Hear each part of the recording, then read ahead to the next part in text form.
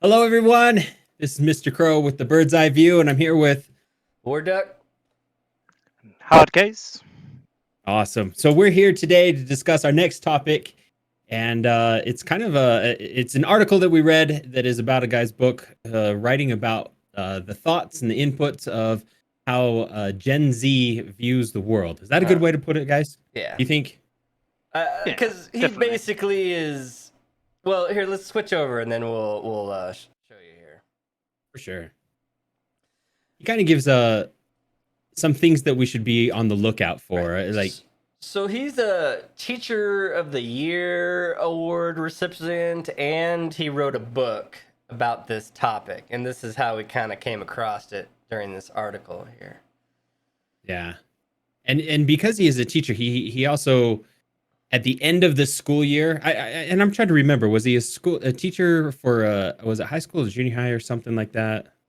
I don't know. That's the least of it. At the end of the school year, no matter what, he kind of would give the end of the view, like here's the end of the year class. Good luck on your stuff, and he shows some popular people and well, what should be popular people, and some, how would you put it, socially popular people, Yeah. people in Well, the famous, famous, yes, influencers and stuff.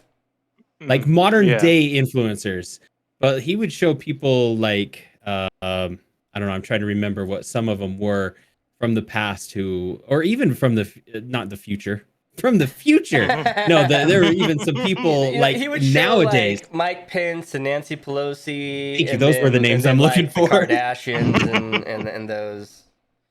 And they would have no idea who Pelosi was, or some of I their have no even idea local. who that is. Oh, that's true though. But you're not from the States, and so Right. that's So okay. if you were, But yeah, I if guess you were that's from more the of an States, American she's thing. kind of more of a political person in the United States. Ah, right. So Yeah, okay. of course it wouldn't make as much sense to you. Yeah. Not from here. Yeah. But a But lot of the what he thing was being- saying is that just, like, Gen Zers are out of touch with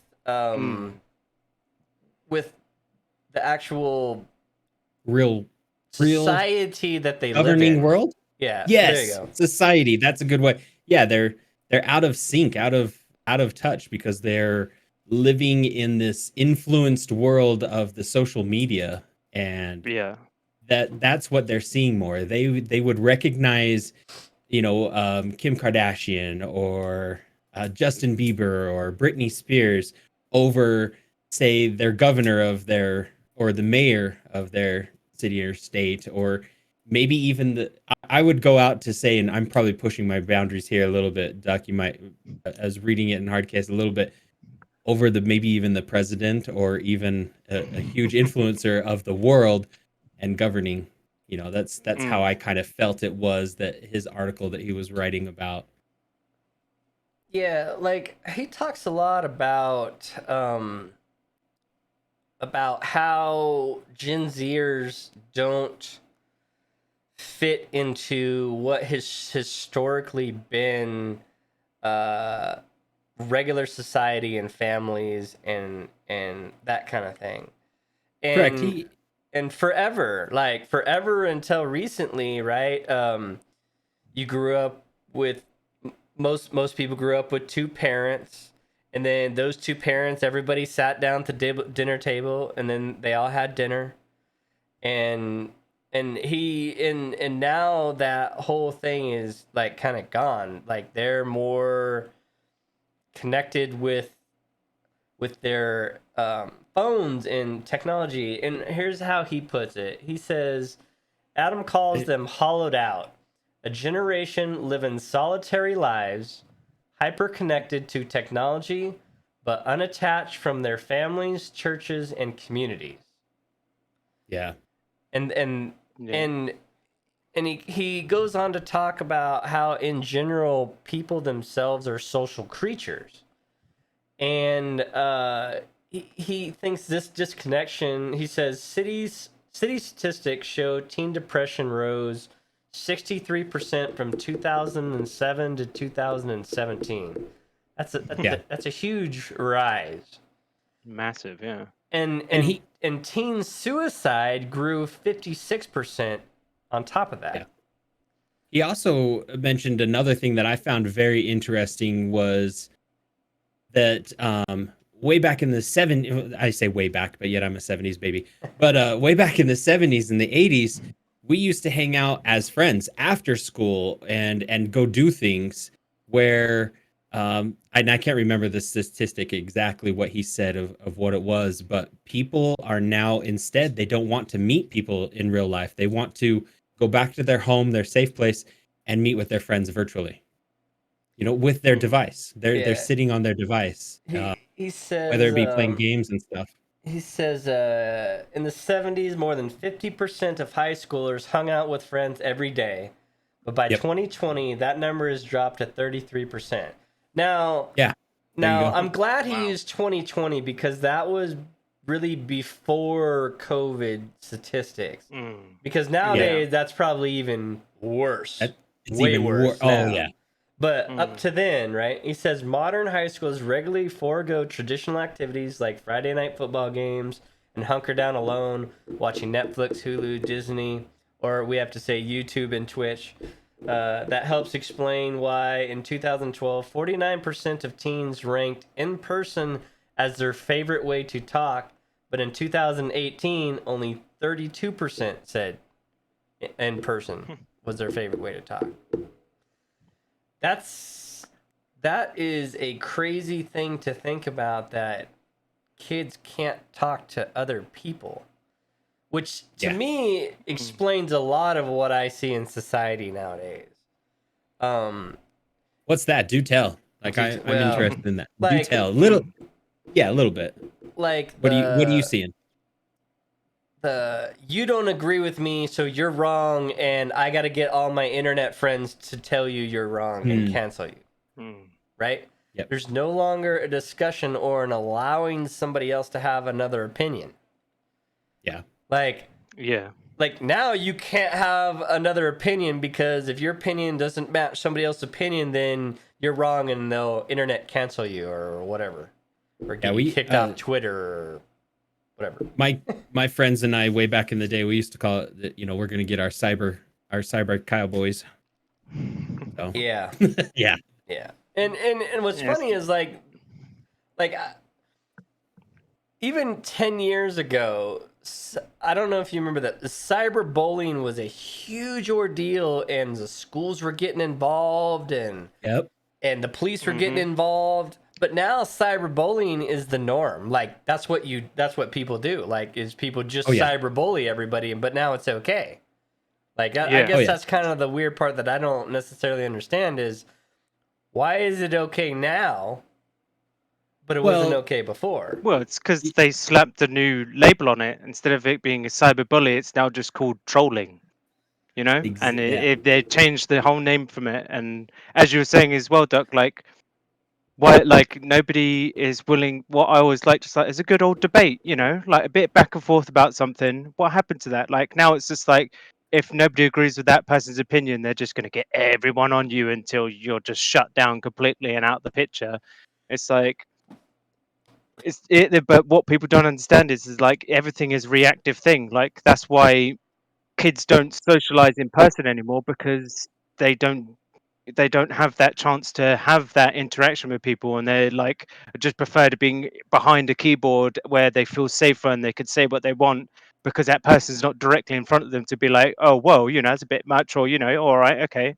There's none of that back and forth when it comes to talking to somebody online, because you could just say whatever the hell you want, hit send, and that's it.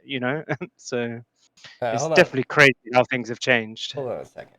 I So think it's changed a lot. Go ahead, Doug. So another thing that he says in here is he predicts that today's young people will be unprepared for the future. In 2014, a U.S. general was quoted as saying the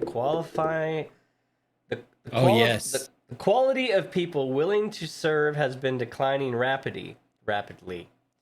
With 71% of current 17 to 24-year-olds ineligible due to obesity, criminal record, or mental health or drug issues. 71% between 17 and 24. That is insane. I can't even. That's crazy. I can't even Half the- really half the- grasp that number. That's insane.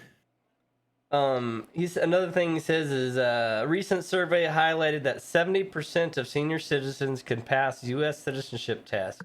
Less than 20% of those under 45 can. Wow. That's crazy. And to me that is insane. Mm. I was in college because of my military time. I was in college and I graduated in 2006 from the University of Oregon. Now, I remember being in a business class and having some CEO from some what do they call them? The top 200 businesses or The Fortune 500s type yeah, stuff. but this was the Fortune 200 Yeah. section, right? Yeah. So yeah. he came and talked, and he was super blunt, and he was like, "Look, he's all out of all of you in this class. I'll tell you, there's probably," and it was a class of like 80 people. He's all, "There's probably only 5 to 8 people that I would hire out of this class." Wow. And he said, and the reason is that I think it was our generation really screwed up the parenting aspect, and they called them helicopter parents. I think it was our generation. I'm not sure, but because like our parents were like, just go out in the world and do whatever and come back when it's dark. Yeah. And then our parents were like, oh my God, you can't play and not get a trophy, at least for participating. We won't keep score because we don't want people to feel bad. Yeah. And basically he was saying that he would interview people. Those people wouldn't get the job, and he would have to take phone calls from people's parents. What? Yeah, that it was so bad that people's Okay. parents were calling because they were the person was upset they didn't get the job. And he was like, "Hey, if you can't take rejection in a job interview, how are you going to take rejection in your project or in the specific Wow. task that I give you when you fail and you don't take criticism? You're going to have your mom call me and tell me that you didn't really fail, that you tried, so that should be okay in my Fortune 200 company?" Like, he just laid it, and I was like, damn, ouch. I mean, that was like a real eye-opener to me, to look around of who I was in school with and just be like, okay, I get it, because I went from the military to outside, and I wasn't really exposed to those people being in the workplace, because in the military you don't really have, your mom ain't calling to stop you from doing push-ups, right? Yeah. So I didn't get that, and then I went straight to school, and I didn't really see what he was talking about until he came and talked to that class, and then I was like, okay, now I see it. Now I see it a lot, and I was like, man. And so that was more than 10 years ago, and now like it's just worse. Oh yeah. And what was some other stuff? It's funny you mentioned that, Duck, because as I'm sitting here thinking about my work experience, I've been in the industry for a while, and I remember seeing signs 10, well, maybe 15 plus years ago that would be left in the kitchen at work, right? And it would like a sign on the refrigerator door, and it would say, "Your mom doesn't work here, or clean up." And I'm thinking, wait a minute. I haven't seen one of those signs in the not just because we're in COVID, but I mean, I haven't seen one of those signs in a couple of years. And nobody uses that as a reference anymore either. Hey, your mom doesn't work here. I'm not gonna clean up after you. And Yeah. I'm thinking, wow, wait a minute, where did that go? Where did that saying go? Yeah, but I guess the question is your kitchen clean? Yeah, well, for the most part. For the, For the most part. So I I always guess find- so you maybe don't need the sign, right? Yeah, it's true. Mm. But I mean, so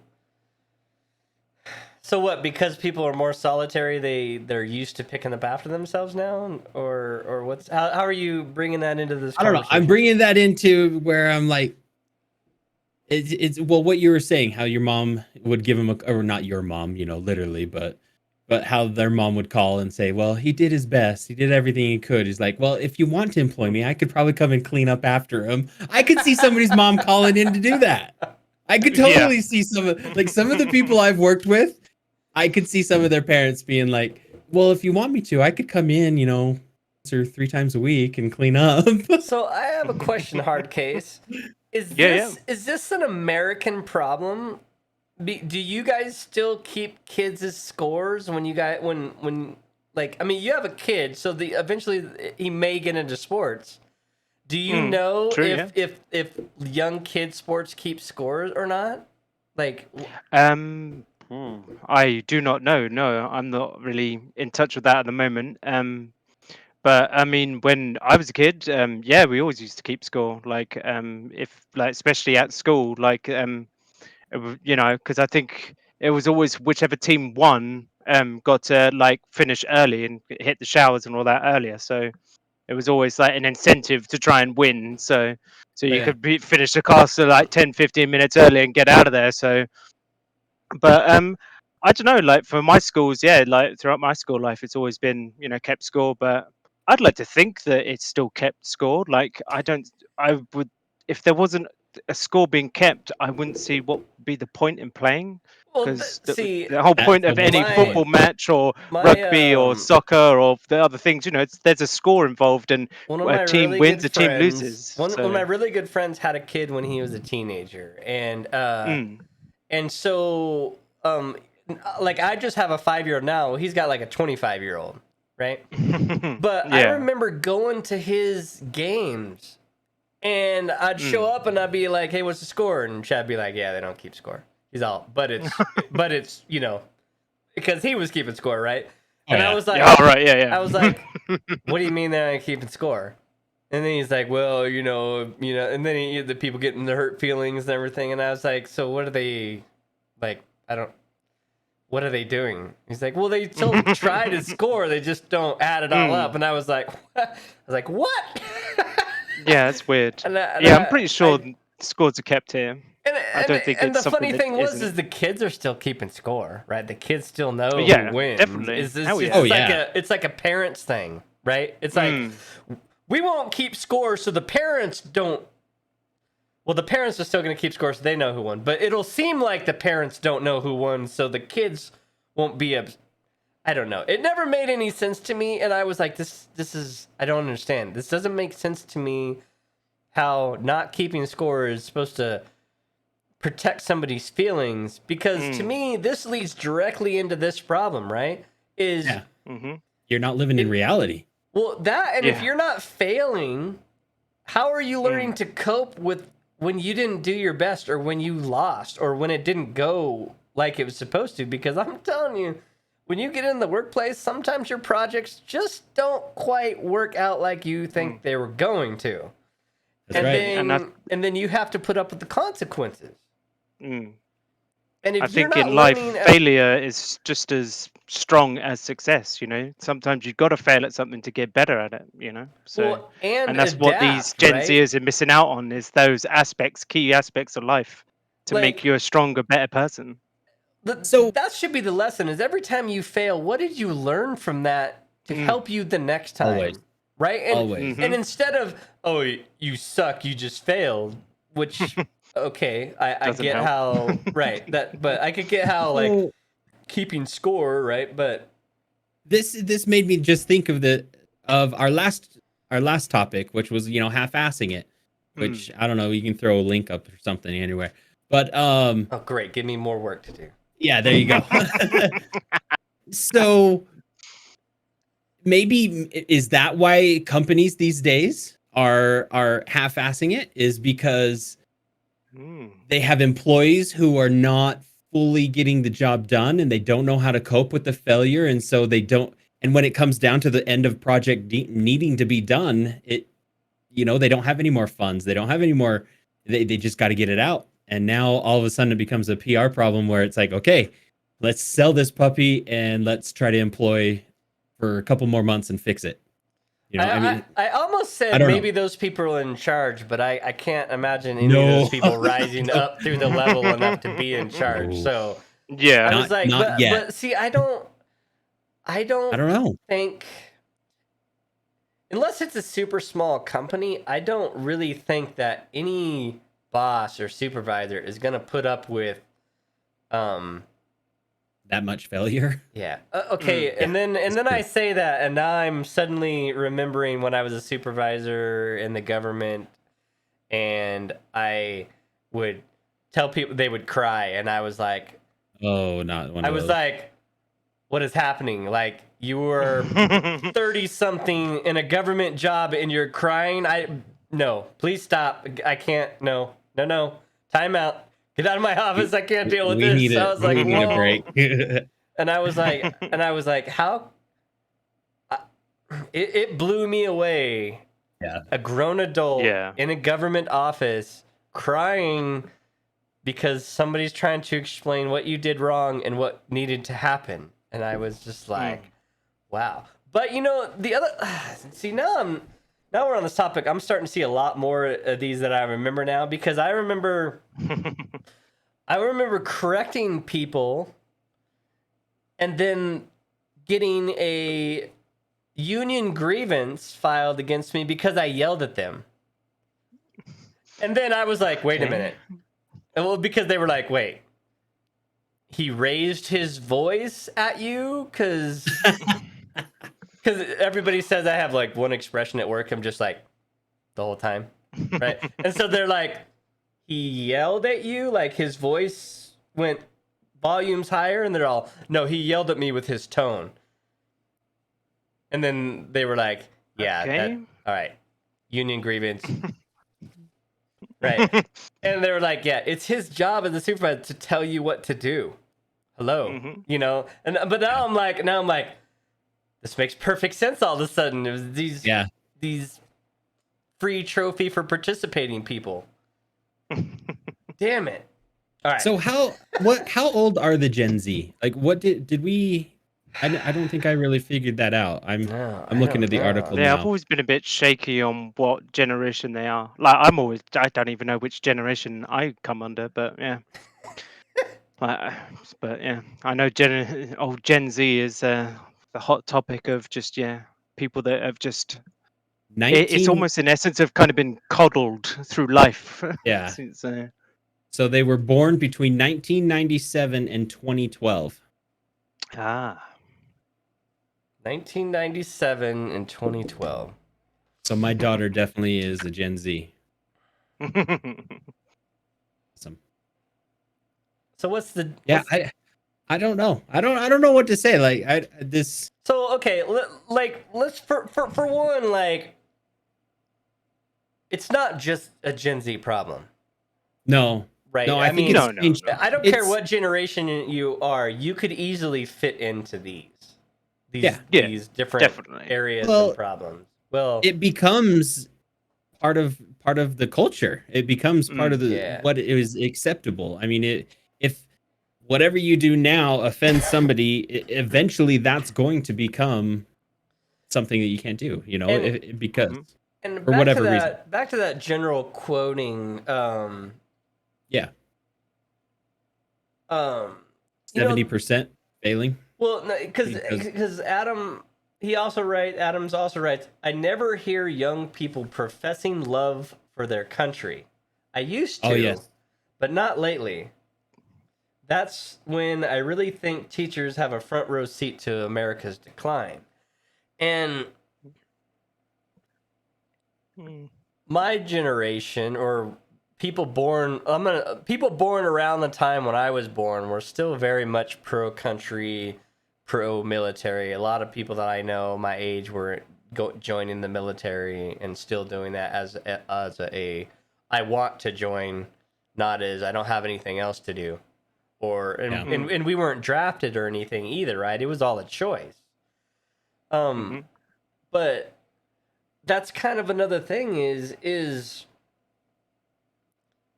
people nowadays, and don't get me wrong, they're a large group of internet warriors out there, and those internet warriors, you won't really hear them saying I love this country, or I want to join the military, or America's great, right? You don't hear that anymore. It's all this it's all a problem, right? I don't like this, so it's a problem.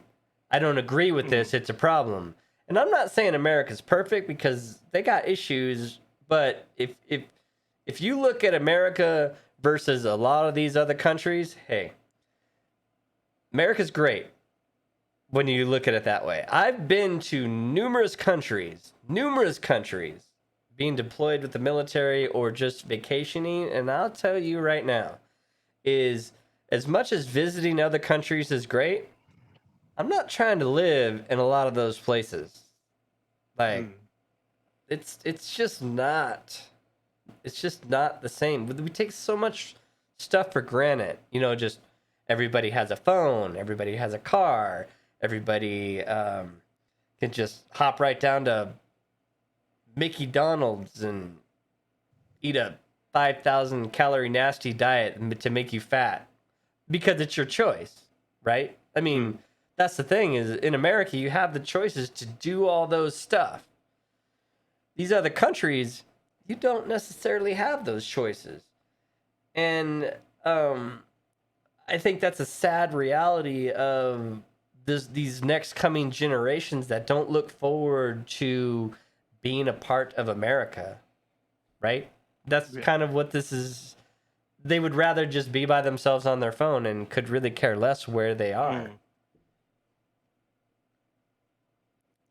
Yeah, it's definitely one of those things where a lot of people, and definitely in the younger generations now, really take for granted what they have and what has been built like for them, in essence, from the older generations that have taken all these ideals and everything, but yet they just take it all for granted, as you're saying. You know, like being able to go down to Mackie D's and do this, or just go wherever. You know, some countries don't have that, and some people will just overlook those facts when they live in a country where those things are just so readily available that they don't even realize that another country doesn't have these things that you can have on a daily basis. It's kind of funny that trying to instill a work ethic is wrong nowadays. Right? Because it used to be, you work hard and you can get where you want to go. Work hard, learn from your failures, and you can get where you want to go. Now it's, why aren't you helping me? Why aren't you paying off my school tuition? Like, oh, I can stay at home and get unemployment and not do anything? Okay. Why would I go to work? Right? That's a big thing in the States right now, too. Yeah, and it's like, but yet you have the other people of, I can't stand not going to work, right? And getting and earning what's mine is mine, not giving you something. Yeah. It's a very different and drastic change and a drastic point of view. Another thing he talks about is he says he also bemoans the evaporation of religion. While only 2% of Americans identified themselves as atheists in 1984, and I'll tell you right now, until I was like probably middle school or high school, I didn't even know what atheist meant. I'd probably never even heard it. Yeah. And then he said that number was 22% in 2020. So you go from 2% to 22% of people that now don't have or don't believe in religion. That's what atheist means, right? Don't believe in religion? They don't believe, yeah, they don't follow any religion. Okay. Typically, yeah. Okay, so a college religion professor notes that when he discusses Matthew from the Bible, many students thinks he's talking about Matthew Perry of Friends and Luke. His student assumes a guy from Beverly Hills 90210. Luke Perry? Oh, okay. I was like, what? Okay. Wow. So he says Matthew from Friends and Luke from 90210. Right. But you go from historical. Wow. Okay. Leave it to There Beaver. has been facts that stuff in the Bible is factually happened. So I'm going to say historical facts to when you refer to something, it's automatically something on TV or electronic. Yeah. He says religion has been replaced by mass culture of banality, conformity, and self-indulgence. I have no idea what banality means. I'm not that smart. So anybody know what that means? No. No. All right. Well, okay. He said Adam I'm Wright. looking it up, and it says the factor or condition of being. Oh well, that didn't help. It just says banal. Yeah. Great. Way to help us out. All right. Yeah, So thanks. he says, not to mention an obsession with technology. He notes that in 1970s, more than. Oh yeah. Okay, we already covered that part. So, but I mean, so you lose the religious aspect of society. You lose the home family aspect of society. Yep. People aren't sitting down to dinners and stuff. Oh, They're not being I think together, we missed period. that one, right? He says Yeah. Adam blames the dissolution of American families for this shift. With Yeah. marriage rates down and the number of traditional two-parent homes plummeting, although studies have shown that regular family dinners lead to less youth smoking, binge drinking, marijuana use, violence, school problems, eating disorder, and sexual activity. Most of Adam's students say that they eat dinner alone each night, focused not on family but on the devices in their hands. Yeah. So, And I've seen that quite a bit too. so you're basically going from people always being together to Castaway, Everyone. right? Tom Hanks being by himself with Wilson, Yes. except he didn't have a phone. Yep. True. But he had Wilson. And it, and people really need, most people need that connection to other folks and need that that communication and that face-to-face thing. And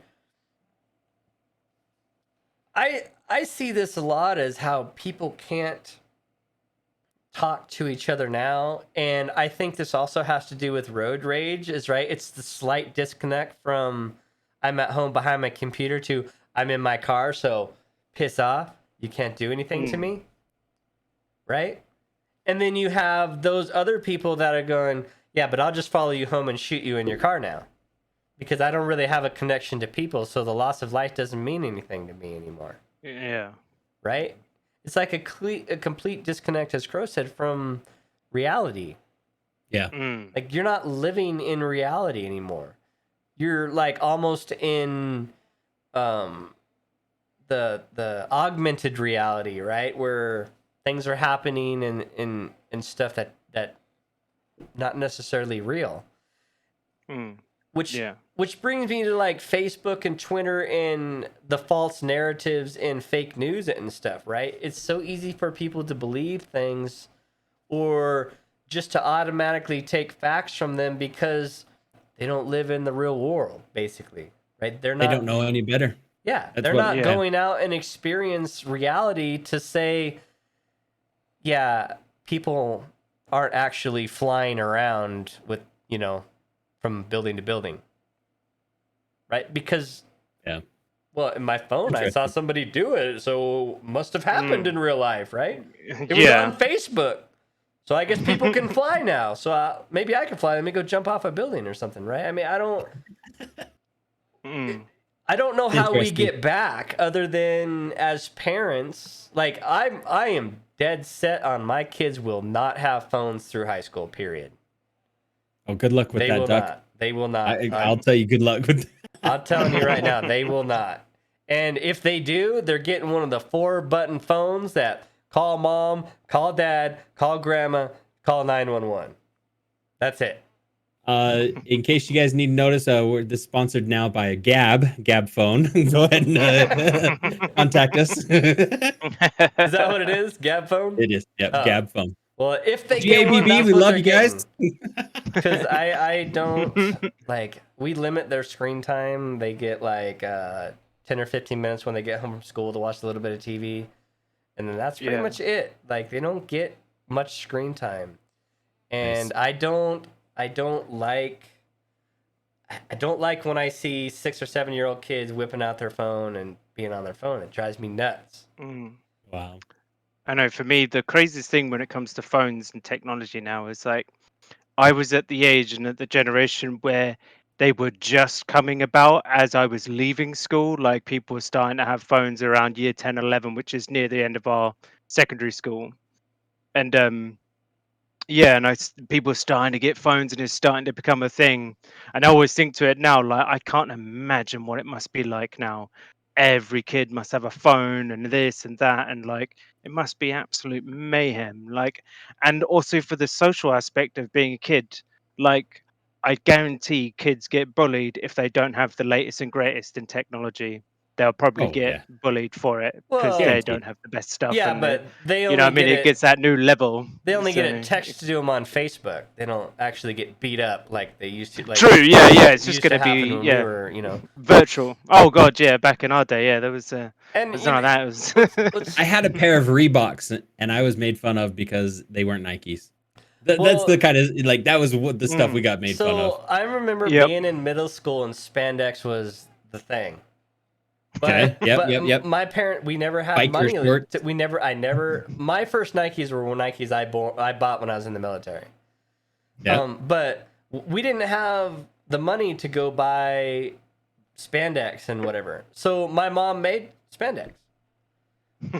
And she made me spandex shorts, and those are my spandex shorts. Now, granted, I was about this big and they look like bell bottoms on me, but whatever. I mean, the thing was that that was kind of a real thing. Is you didn't have the clothing thing, so you're gonna get beat up Yeah. or you're gonna get picked on. But Oh yeah, yeah. it's different for us from our side Well, because and we have school uniforms, so right, every school, no matter I what, it was remember always the school uniforms. Yeah, And I grew And up with an so- older brother, and so like getting in a fight wasn't that big a deal for me. It was like I get my ass kicked all the time from my bigger older brother. What's the difference if you do it? Except Yep. for I'm gonna get my own shots in, so let's go, right? I mean, whatever.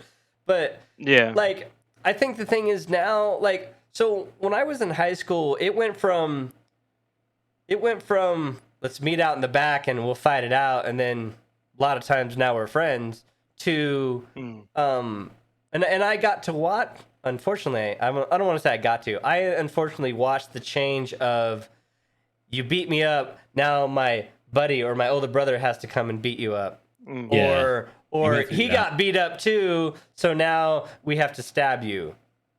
Or right, it was this progressively worse thing of not being able to take failure or the confrontation anymore, right? Right when I was out of high school, the school shooting stuff started. I believe the first one was a kid in my hometown, across with the opposite school that I went to. Kip Kinkle killed my Spanish teacher, which was his mom and his dad. But that was Wow. when I had just left. But that is like the change that I got to see just in school. Now it's even more different because now like people's whole lives get crushed on the internet, not even face to face. And I know there was some highly publicized stories where people were bullied enough to kill themselves, teens killing themselves from being cyberbullied. And now it's like now it's just like the mainstream. Yeah, and it's all coming down back to seeing what's on the social media and not hearing what's even happening right next to you. Yeah. You know, it's seeing, oh, I saw it on Facebook. This has got to be true, you know.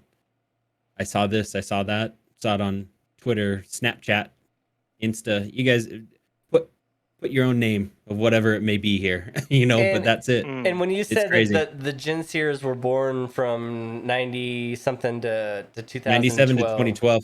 Okay, that fits right in the exact timeline of people my age having kids after high school. Yeah. And so it's our generation's fault. Knock it off. So I'm trying to do better. I waited such a long time to have kids because we wanted to be more established and have that like family aspect of it. And I'm I force the girls go and meet friends. Like they keep coming home. Oh, I got this many friends, and I was like, oh yeah, what's their names? And they're well, I don't know. And I was like, wait, unless you know their names, they aren't friends. So you tomorrow need to ask them their name, and then you come tell me their name. Like forcing the girls to go and interact with people and talk to people and It's funny you mentioned that because my son Mini G just he started junior high, and I said, all right, what's your first class? And he's like, oh well, I have this class. I'm like, do you know anybody in it? No, I didn't know anybody. Well, go meet somebody, go talk to somebody, go make friends. And so we went through his whole schedule, and it was like that. And he's like, oh well, I know this person, this person, this person. But then it was like, oh well, that's great, that's awesome, that must be a fun class. What about your next class? I don't know anybody. I'm like, go. It was my way of trying to push him now. Yeah. Like get outside of that, because yeah, COVID messed him up too. Well, and that's such the he's just bad social. thing now is with COVID, like kids aren't having sleepovers, right? They're not having friends come over to play and to hang out. It's like, and even half the time now, school is online, so you don't even get the interaction when you go to school. And I was like, how do you combat that on the backside to make sure that your kids can communicate with other people and have that face-to-face discussions and that kind of stuff? And that's real scary. It's challenging. That falls on all of us watching this video and all of us here, is to make sure that when you have influence over somebody, these little moldy kids that you got, and you're molding them into people, is that you force them out off of their electronic devices to go talk to people, go get involved. Like the girls that, like, we had this argument yesterday, is I'm making them play soccer. They don't want to play. They don't want to try it. They don't want to play soccer. But guess what? You're going to play soccer. You may like it. You're going to have to talk to people, and that you're going to have to go and be face to face with other kids your age out there. And sorry, you're going to have to try it. If you don't like it after this first year, then you can try jujitsu or something else, but you're going to be doing stuff. That's just the way it is. Cause I don't want them to just be electronic people. I don't want that for them. I definitely think you both have the right idea. Like trying to engage them and say, look, oh, you've got friends. Awesome. What's their names? Trying to get them to be socially interactive with people and not let this new thing not let everyone feel like, oh, just because of what happened with COVID, it's now all right to just sit at home even more secluded behind a desk and do all my work there. It's like, no. Like, I mean, I have my own hang-ups about being socially active, but I know how important it is to be in a social environment with people and interact with them face to face. There's nothing that comes close to it. Like, you can try as long as and hard as you want to try and find that online, and you never will. You'll never find that experience, what it's like to actually be face to face with somebody, talking with them, enjoying their company, having a bit of back and forth. All humans need that. Everyone needs that. And I just really hope that these new generations coming up don't lose that side, because it feels like they are, but hopefully they don't. That's what I always hope. Especially with my son being in on there, I'm really going to make sure that he is socially out there, reaches out to people, does things, go out and be yourself, find yourself, because that's how you find yourself. I think you can't find yourself sat in front of a computer. You got to get out there. That's where you find you. So True. I think it's funny because it was always I guess the stereotypical dream of, I got out of high school, so I'm gonna go travel around the world, right? Yeah. What is the dream now? Is, oh, I'm out of high school, so I'm gonna go and get on my phone. I don't know. I'm gonna Google someplace around the world, so I don't actually have to go there. I think it's still travel the world, but they want to be the next influencer, right? They want to be the next big thing on TikTok, Instagram, Snapchat, whatever. They want to be able to go and take those pictures and have people follow them that idolize them. I think that's what it is. But the thing is, I don't necessarily have a problem with that. Is, if that's your dream, is to go travel and to take pictures, and that sounds like a great life. Go do it. However, there's a lot of networking involved with stuff like that, and that requires face to face. And that's the part that they don't see. Right. I think it's kind of like trying to run a business. It's knowing all the ins and outs of everything that has to happen. That's what they got to learn. Yeah. And I don't know, can they learn it? Because you're going to fail. and you learn from that and you go forward, but if you can't learn to fail, then it's going to be tough. All right, so we're gonna wrap up here. For sure, yeah. I mean, I think this was a really good discussion. I really enjoyed it. Yeah. I think the moral of this whole thing is don't let yourself just disappear from society. Make sure that you are able to interact, and if you have influence over somebody younger than you, make sure that you're teaching them the right thing, how to interact with people and how to be part of society. And because I think that's super important for our future. So Definitely, yeah. Just don't be content with what life is like at your current moment, like with the COVID and lockdown. Don't let that be the normal. It's not. Break free. Like, life is ever changing. Like, you can go out there and change it. So don't feel like you can't, because you can. So just go for it. Like, just go for it. Yeah. So don't be afraid to fail. I mean, that's what it yeah, comes exactly. down to. Definitely don't be afraid give to it a fail. try. 100%. Don't be afraid to tell people to get outside their box and change. I think that's another thing too, which is maybe another topic. But anyway, we'll do that next time, everyone. So much love. You guys are awesome. Thanks. Leave your Peace comments out, below. Let us know what you think. Let us know your input. Let us know your experiences, what you had. So, thanks, everyone.